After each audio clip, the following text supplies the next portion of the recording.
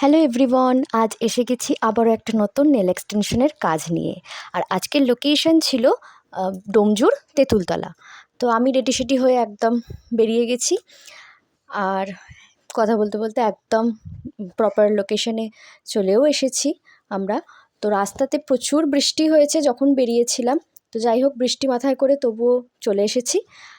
আর এই যে এসেই আমার যত সব জিনিসপত্র ছিল সব তাড়াতাড়ি করে গুছিয়ে নিয়ে একদম দেরি না করে তাড়াতাড়ি কাজে বসে গেছি। আর এই হলো ক্লায়েন্টের নেল, আর এই দিলাম একটা বিফোর আফটারের ফটো। তো এই হলো ফাইনাল কাজ, আর তোমরা ক্লায়েন্টের থেকে শুনে নাও রিভিউটা। তো এই ছিল আজকের কাজ।